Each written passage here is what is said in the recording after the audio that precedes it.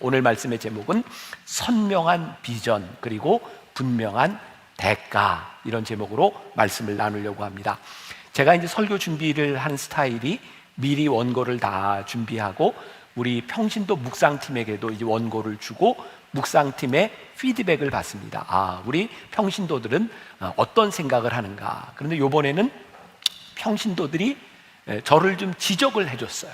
우리 만나교회는 평신도들이 담임 목사의 설교를 지적하는 그런 교회예요. 근데 make sense가 돼요. 참 좋은 포인트다. 자, 한 부분을 제가 읽어드릴게요. 어떤 분이 이렇게 얘기를 했어요. 비전을 가진, 비전을 품은 이라는 표현보다는 비전을 받은 이라는 표현이 더 좋을 것 같습니다. 그러니까 제가 설교 원고에 비전을 가진, 비전을 품은 이런 이야기를 했는데, 진짜 비전은 내가 가지는 것이 아니라 같은 말일지 모르지만 하나님께 우리들이 받은 것입니다. 이게 더 좋은 표현이겠다. 오케이. 또 이렇게 이야기를 해줬어요. 하나님의 비전을 가진 사람을 하나님께서 쓰신다라고 표현이 되어 있는데, 이 표현보다는 하나님께서 쓰시려고 하는 사람에게 하나님의 비전을 심어주십니다. 이게 어떨까요? 그러니까 우리가 흔히 하는 말이 있어요. 나 비전 받았어요. 그런데 사실은 똑같은 말일지 모르지만 내가 비전을 받았다면 그거 내가 원해서 받은 것이 아니라 하나님이 나를 쓰시려고 나에게 비전을 주셨다. 이런 확신을 갖는다면 훨씬 멋지지 않겠는가. 또 우리들이 선명한 비전 이런 이야기를 하는데, 선명한 비전을 가지고 우리들이 살아간다고 하는 것은 그 비전을 이루기 위해서 우리들에게 정당한 대가가 필요하다는 거예요. 자, 오늘 여러분들에게 제가 주고 싶은 가장 큰 도전입니다. 여러분, 우리가 하나님께서 우리들에게 주신 선명한 비전을 가지고 있다면 우리는 그 비전을 위하여 어떤 대가를 치르고 있습니까? 만일 우리들의 삶에 그 비전에 합당한 대가를 치르지 않고 있다면 우리는 거짓된 헛된 비전을 가지고 있는지 몰라요.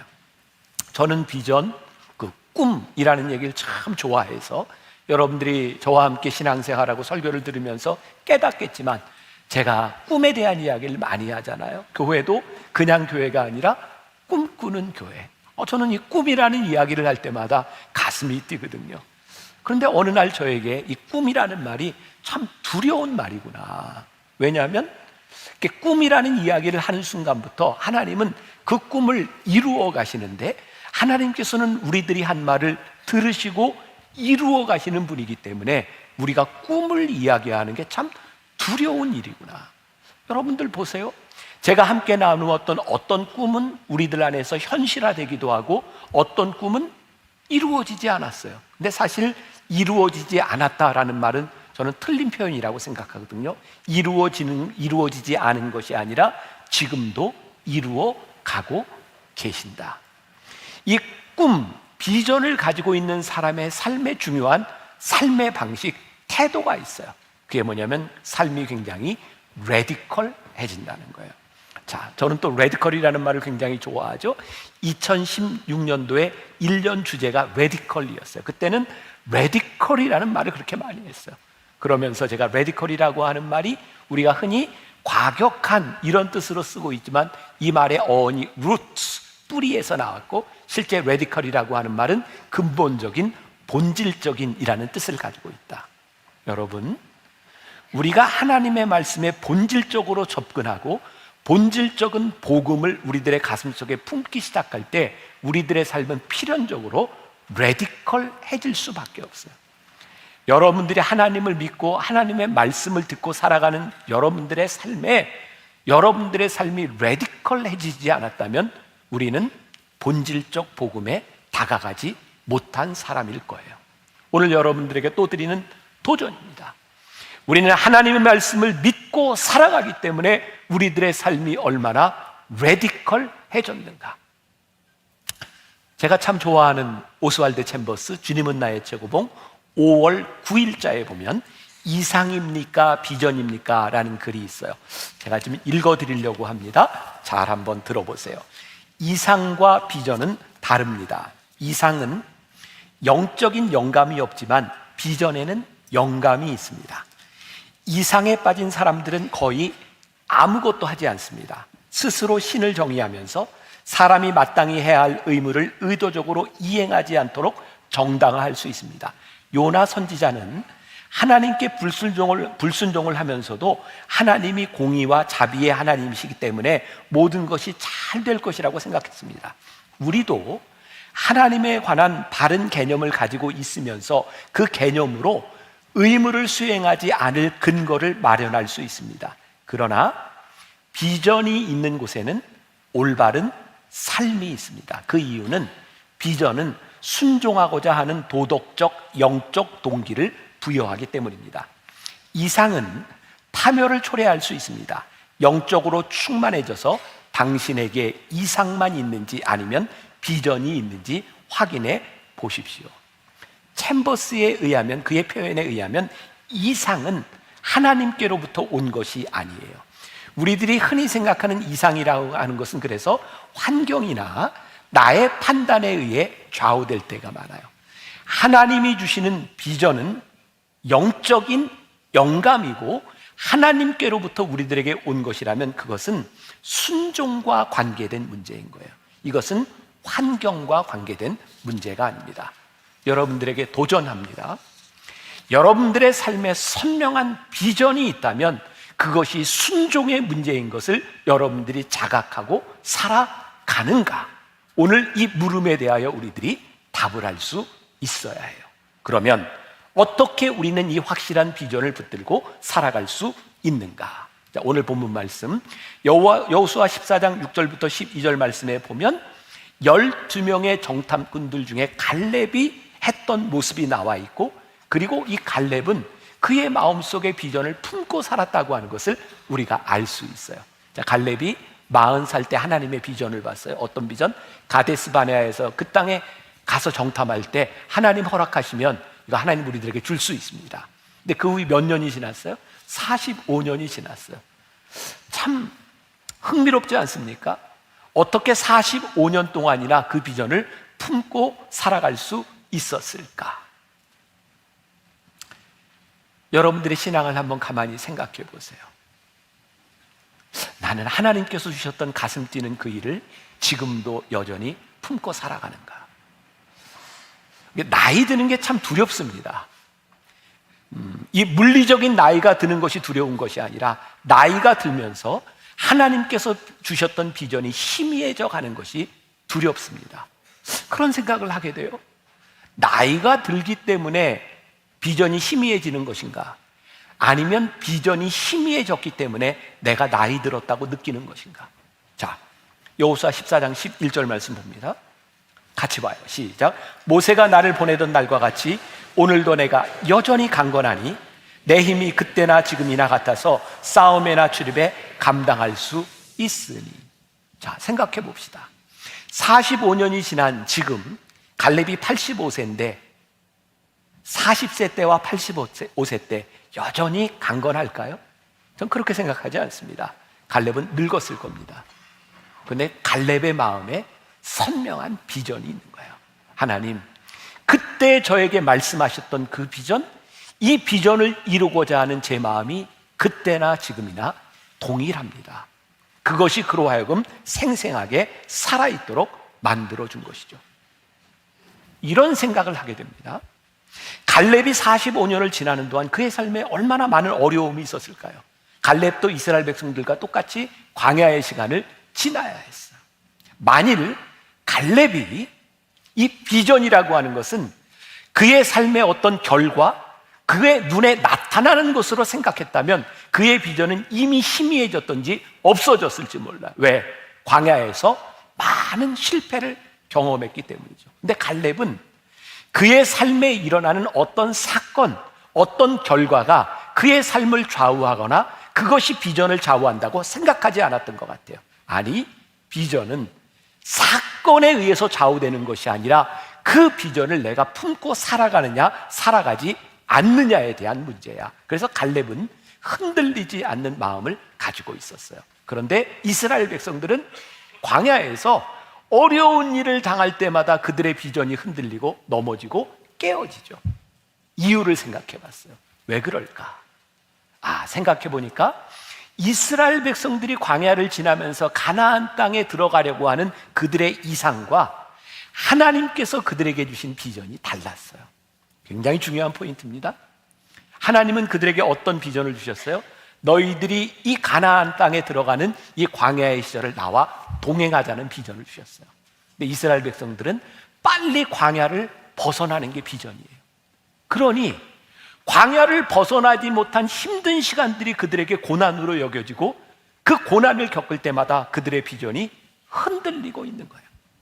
오늘 하나님의 말씀을 듣고 있는 여러분들 가운데 우리의 가슴을 뛰게 했던 하나님의 비전이 사라지는 그 이유가 지금 여러분들의 삶의 환경에 의해서 좌우되는 것은 아닌지 우리들이 믿음의 눈으로 보아야 되는 거예요. 제가 어제도 오늘도 설교하면서 그런 얘기를 했어요. 저도 이제 나이가 드니까 후배 목회자들이, 우리 교회 출신 목회자들이 고민이 있을 때 저를 찾아오는 경우들이 있어요. 되게 잘 나갈 때는 안 찾아옵니다. 이제 문제가 있을 때 조언을 구하죠. 근데 그 문제들 가운데 하나가 뭐냐면 이런 거예요. 목사님, 제가 교회를 좀 옮겨야 될 것 같습니다. 분명히 힘든 일이 있는 거죠. 갈등이 있는 거예요. 제가 목회자들에게 이렇게 얘기를 합니다. 참으세요. 갈등은 피하라고 주어지는 것이 아니라 해결하라고 우리들에게 주어지는 겁니다. 만일 이 갈등을 피해서 다른 교회로 가면 거기에도 역시 갈등이 존재합니다. 그러면 갈등이 생길 때마다 옮기겠습니까? 갈등은 피하라고 있는 것이 아니라 해결하라고 있는 것입니다. 멋있잖아요. 참, 오늘 여러분들에게 제가 하고 싶은 이야기예요. 여러분들의 삶에 갈등이 찾아왔을 때 선명한 비전의 사람들은 그 환경을 회피하려고 하지 않습니다. 이 가운데서 하나님께서 나에게 주시는 비전이 무엇인가를 생각하게 되죠.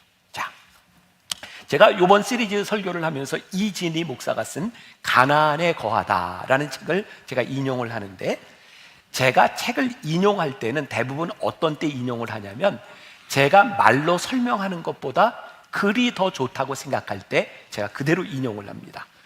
좋습니다. 들어보세요. 광야를 벗어나야만 승리하는 것은 아니다. 가나안에 들어가야만 성공하는 것도 아니다. 광야를 벗어나지 못할지라도 광야를 감사함으로 견디고 이겨내면 그 사람은 광야에서 승리한 것이다. 그러나 가나안에 들어갔다 할지라도 원망과 불평과 불신과 불순종으로 그것을 지난다면 그 사람은 실패한 것이다. 광야를 벗어나서 가나안에 들어가는 것만이 성공은 아니다. 모세는 평생 광야를 벗어나지 못했다. 광야에서 태어나 광야에서 살다가 광야에서 죽었다. 가나안에 들어가지 못했다. 그러면 모세는 실패한 것인가? 아니다. 가나안에 들어가지 못했다고 실패한 것이 아니다. 그의 목표는 광야를 벗어나는 것이 아니었다. 가나안에 들어가는 것도 아니었다. 자신에게 주어진 사명을 완수하는 것이 그의 목표였다. 그리고 그는 그 목표를 이루었다. 이스라엘 백성은 가나안에 들어가는 데는 성공했지만 광야에서 실패했다. 그러나 모세는 가나안에 들어가지 못했지만 광야에서 승리했다. 어렵게 순종했는데 결과가 좋지 않다면 괜히 순종한 것일까? 결과가 좋아야 성공한 것이고 순종한 보람이 있는 것일까? 결과가 좋지 않으면 실패한 것일까? 순종에는 실패가 없다. 성공하기 위해 순종하는 것이 아니라 결과와 상관없이 순종하는 것이다. 순종하는 사람은 이미 승리한 사람이다. 우리에게 선명한 비전이 있다는 증거는 지금 우리들에게 어떤 일이 일어나는 사건과 그 일로 인하여 어떤 결과가 일어났느냐에 우리들이 좌우되지 않는다는 거예요. 선명한 비전이 있는 사람들은 좀 더 크고 명확한 것을 바라보고 살아가는데 바로 그 비전을 향해 가고 있는 것, 그 삶이 성공적인 삶이라고 하는 것을 우리들이 믿으며 가는 거예요. 자, 여러분, 성공적이라고 하는 이 말이 굉장히 세속적인 것으로 들리십니까? 아니요, 저는 우리 믿음의 사람들에게 분명히 가슴에 품어야 되는 단어가 있다고 생각해요. 그게 뭐냐면 성공적인 인생을 살아가는 거예요. 세상에서 말하는 성공적인 삶을 이야기하는 것이 아니라 하나님께서 우리들에게 주신 선명한 비전을 끌어내는 성공적인 삶을 우리들이 살아가야 되는 거예요. 우리들에게 선명한 비전이 사라지면 어떤 일들이 일어나는지 아세요? 비전이 희미해지기 시작하면 우리들이 쉽게 육신의 만족에 무릎을 꿇습니다. 어느 날 여러분들의 삶에 육신적인 만족이 자꾸 내 삶을 지배하고 있다면, 그것 때문에 내 삶이 흔들리고 있다면 여러분들의 삶에 하나님이 주셨던 선명한 비전이 흐트러졌다는 증거예요. 여호수아와 갈렙이 살아가는 삶에 여전히 장애물이 존재했습니다. 그러나 오늘 갈렙은 이렇게 고백합니다. 그때나 지금이나 여전합니다. 제가 선명한 비전과 더불어서 분명한 대가라는 말을 했어요. 대가를 치르지 않는 선명한 비전은 존재하지 않습니다.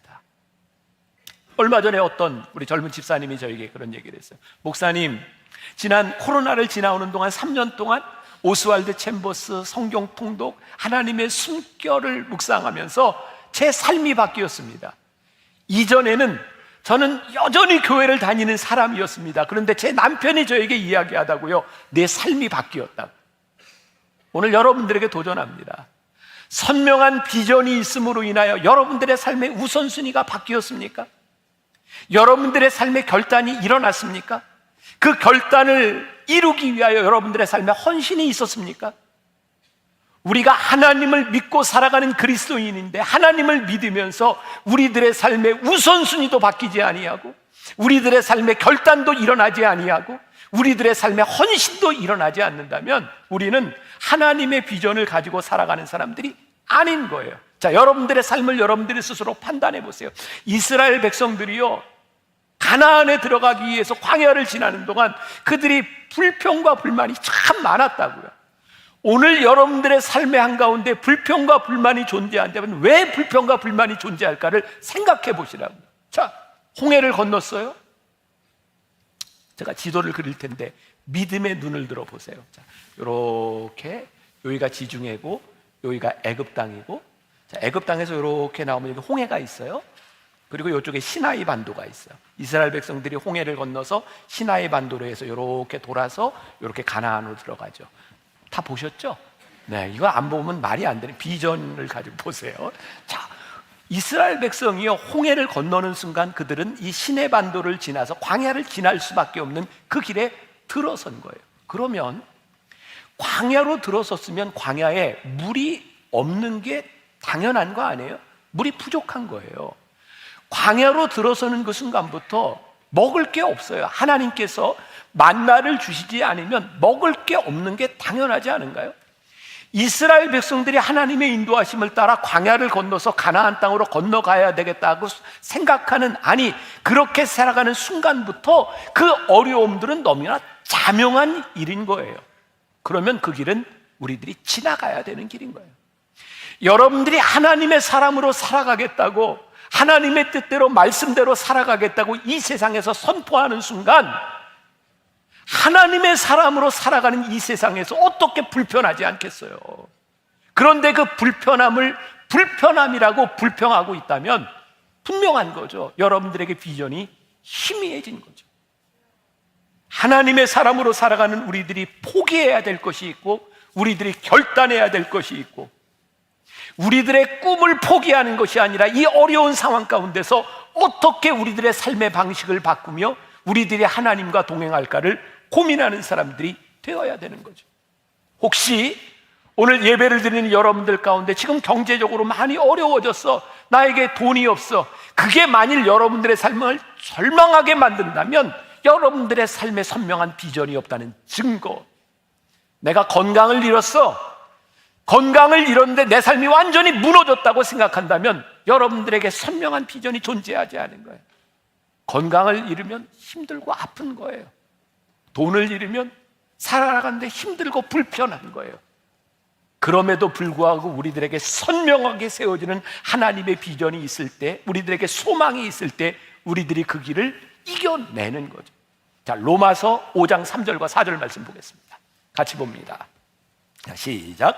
다만 이뿐 아니라 우리가 환난 중에도 즐거워하나니 이는 환난은 인내를, 인내는 연단을, 연단은 소망을 이루는 줄 알미로다. 저기에 보면 노란 글씨로 환난과 인내, 처음과 나중 단어만 나와서 가운데 거 다 빼보세요. 환난이 뭐를 향해 가고 있어요? 소망을 향해 가지고 있어요. 자, 환난이요, 환난 중에 소망을 바라보면 어떤 일이 일어나는가? 인내해요. 인내하면서 무엇을 고백하는가? 아, 하나님이 나를 연단하시는구나. 환난 가운데 우리들이 소망이 살아있으면 인내하고 연단의 과정을 지나가는 거예요. 또 제가 개인적으로 굉장히 좋아하는 말씀, 욥기 23장 10절 말씀 같이 봅니다. 시작. 그러나 내가 가는 길을 그가 아시나니 그가 나를 단련하신 후에는 내가 순금같이 되어 나오리라. 욥 하면 떠오르는 게 고난이잖아요. 욥이 뭐라고 고백해요? 내가 가는 길을 그가 아시나니, 그가 고난과 시련 가운데서 하나님이 내가 가는 길을 그가 아시나니, 아, 하나님이 나를 단련하신 후에는 나를 뭘로? 순금같이 나를 만들고 계시는구나. 이 선명한 비전, 하나님이 주시는 삶을 살아가는 사람들에게 어떤 꿈이 있어요? 야, 순금처럼 하나님이 나를 만드시는구나. 사도 바울이요, 그의 목회 가운데 굉장히 고민했던 게 있어요. 나이가 들면서 내가 이 목회 여정을 잘 마칠 수 있을까? 저는 이 고민이 저의 고민처럼 느껴지기 때문에 사도 바울의 마음이 너무 잘 이해가 되고요, 저는 이 고민이 오늘 여러분들에게도 저는 동일한 고민이 되어야 된다고 생각해요. 자, 그래서 사도 바울이 고린도전서 9장 27절에서 이런 고백을 하죠. 자, 같이 봅니다. 시작. 내가 내 몸을 쳐 복종하게 함은 내가 남에게 전파된 후에 자신이 도리어 버림을 받을까 두려워함이로다. 사도 바울이 두려움을 가지고 자기가 몸을 쳐 복종했대요. 사도 바울이 이렇게 지나갈 때마다 채찍을 가지고 막 치고 다녔나요? 아니죠. 그가 몸을 쳐 복종하게 했다는 그 이유는 그의 마음속에 두려움이 있었는데, 내가 이 복음을 다 전한 후에 버림을 받으면 어떡하나. 왜 그런 두려움을 가졌을까요? 사도 바울이 나이가 드는 거예요. 몸이 연약해지는 거예요. 어느 날 하나님께 받았던 생생한 그의 간증과 그의 삶의 비전이 점점 약해지는 것 같은 거예요. 아, 내가 이렇게 살아가다가는 나중에 버림을 받을지도 모르겠어. 그래서 사도 바울은 그의 몸을 쳐서 복종케 했다. 이게 저에게 너무 와닿는 거예요. 저에게 동일한 두려움이 있거든요.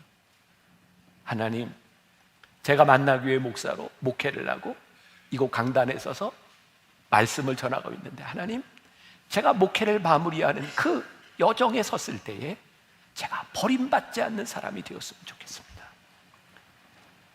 저는 사도 바울이 느꼈던 두려움을 이해할 수 있을 것 같아요. 왜?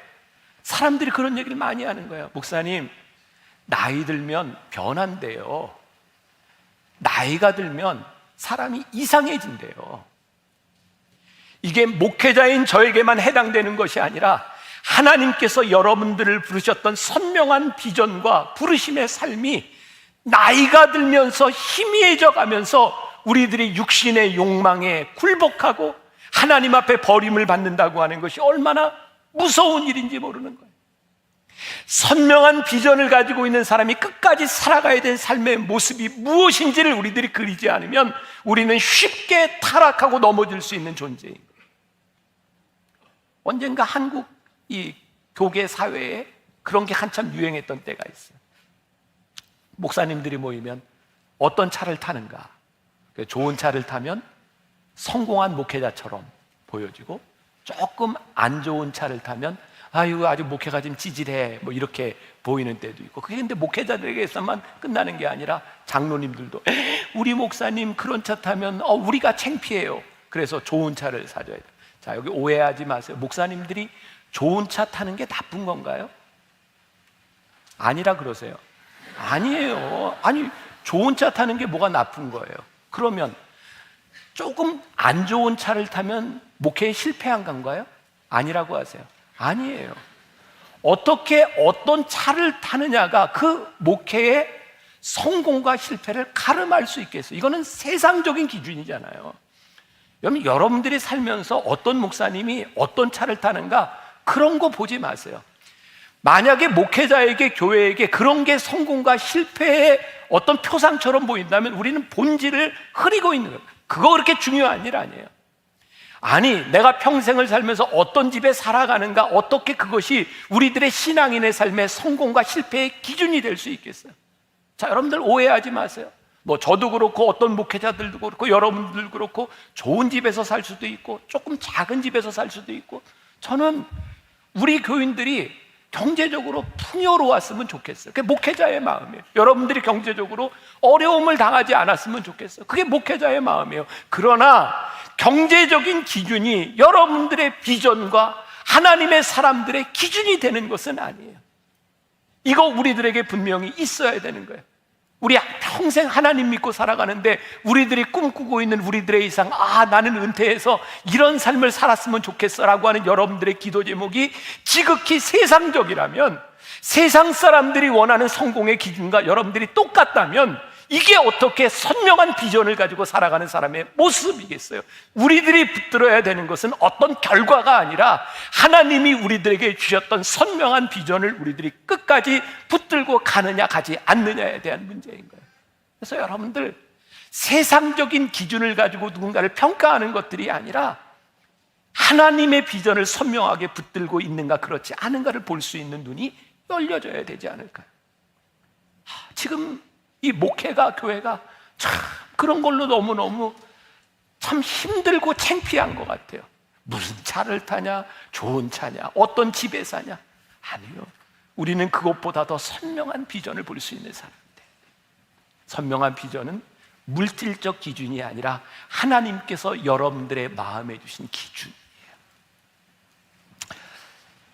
제가 참 쉬운 얘기는 아닌데 할까요 말까요? 하라 그러니까 하는 거예요. 꽤 이제 시간이 지나갔어요. 제가 이제 몸이 이제 많이 아팠잖아요. 요즘 코로나 이제 지나면서부터는 이런 얘기 하면 안 되는데 병원 입원 안 한 지 3년이 넘었어요. 이런 말 하면 안 된다 그랬는데, 근데 아무튼 그 전에는 1년에 한 번, 두 번은 다 병원에 입원해서 그렇게 많이 힘든 시간을 한 15, 16년 지나왔거든요.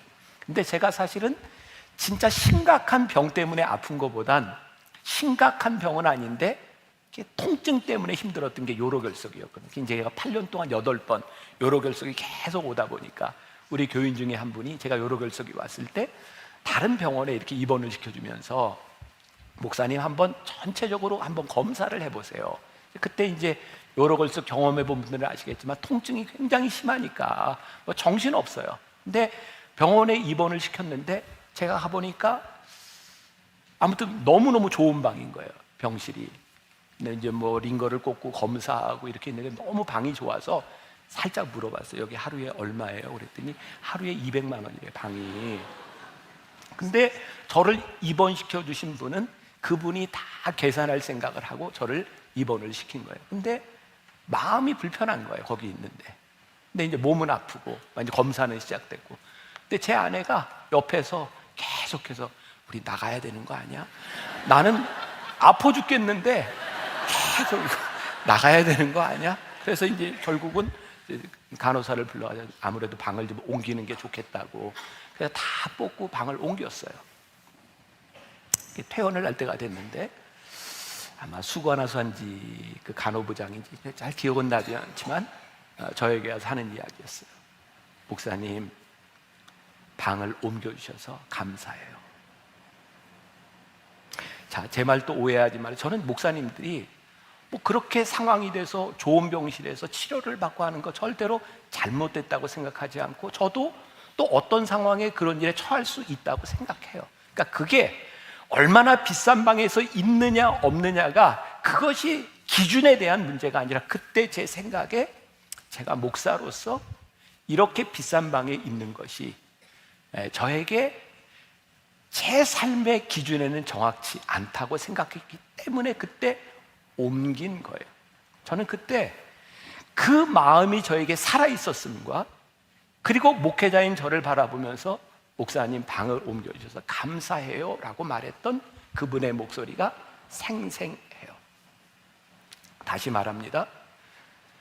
내가 목사이기 때문에, 여러분들이 하나님의 사람이고 교인이기 때문에 나는 여기에만 있어야 돼, 그런 기준을 이야기하는 게 아니에요. 적어도 저와 여러분들의 삶에 하나님의 선명한 비전이 살아있기 때문에 내가 내 삶을 결정하고 결단하고 내 삶의 손해도 좀 볼 수 있고 내가 정당한 대가를 지불할 수 있는 인생을 살아가는가, 그것이 우리들의 삶의 기준이 되어야 되는, 이 얘기가 너무 여러분들에게 동떨어진 얘기처럼 들린다면 좀 더 현실적인 제 삶의 이야기.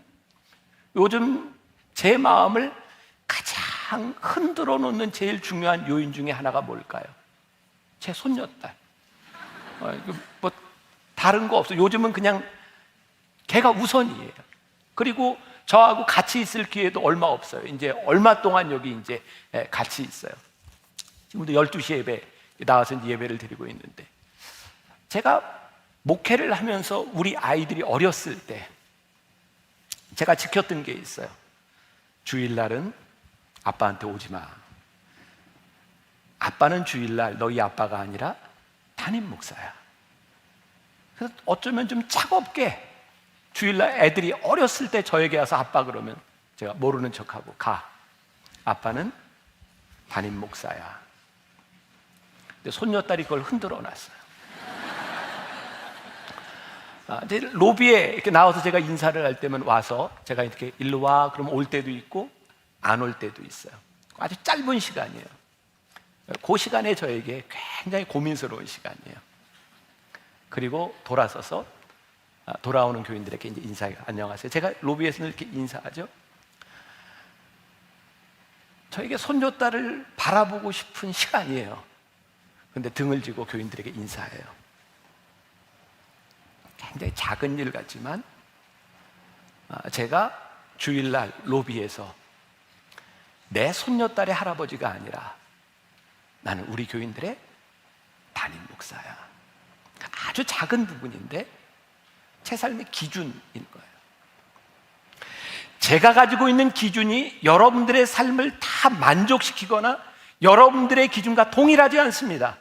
그러나 하나님, 제가 끝까지 이 목회를 마치는 날까지 하나님 앞에 버림받지 않는 사람이 될 수 있도록 제가 가지고 있는 기준을, 선명한 비전을 지키며 살아가게 해주세요. 그게 사도 바울이 가지고 있었던 두려움이 저에게는 느껴지는 거예요. 오늘 이것이 저 개인의 두려움으로 끝나는 것이 아니라 여러분들의 삶의 두려움으로 여러분들이 느껴졌으면 좋겠어요.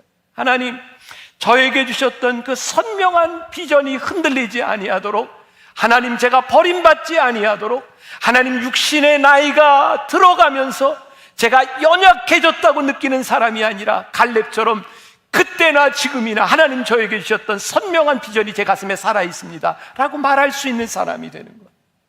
선명한 비전이 있는 사람들은 삶에 차선책을 두지 않아요. 아니, 차선책을 두지 않으려고 노력해요. 우리들의 삶에 비상구를 두려고 노력하지 않아요. 비상구를 두지 않아야 되는 거예요. 그래야 하나님, 제가 이 길을 갈 수 있습니다. 멋지잖아요? 우리의 삶이 선명한 비전으로 비상구를 두지 않고 살아간다고 하는 것, 그게 우리들의 삶을 멋지게 붙잡아 주는 거잖아요. 저는 하나님을 믿는 사람들이 좀 멋있었으면 좋겠어요. 외모적으로 멋있는 게 아니라 사람들이 볼 때, 어떻게 저 사람은 저렇게 흔들리지 않아? 어떻게 저 사람은 저렇게 선명한 삶의 기준을 가지고 저렇게 살아갈 수 있어? 그게 우리의 이상이 아니라 하나님이 우리들에게 주셨던 비전으로 말미암아 우리들이 붙잡고 살아갈 수 있는 그 이사야 41장 10절에 보니까 두려워하지 말라, 내가 너와 함께 함이라. 놀라지 말라, 나는 내 하나님이 됨이라. 내가 너를 굳세게 하리라. 참으로 너를 도와주리라. 참으로 나의 의로운 오른손으로 너를 붙들리라. 하나님이 우리들에게 약속해 주신 거예요. 말라기 4장 2절 말씀, 내 이름을 경외하는 너희에게는 공의로운 해가 떠올라서 치료하는 광선을 비추리니 너희가 나가서 외양간에서 나온 송아지같이 뛰리라.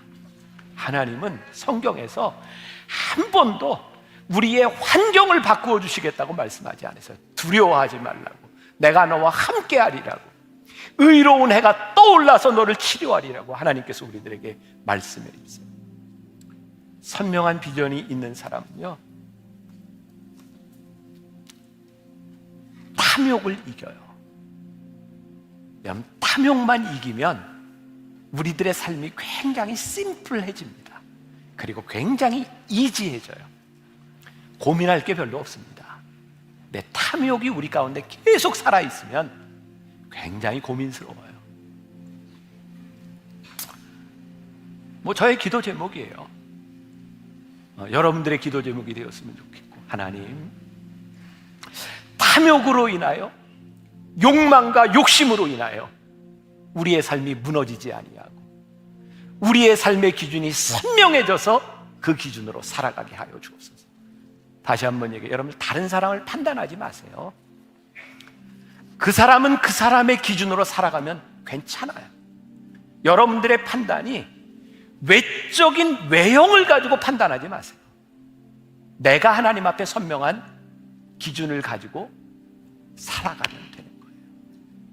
오늘 우리들에게 선명한 비전과 분명한 대가가 살아있는 여러분들이 되시기를 주님의 이름으로 간절히 축원합니다.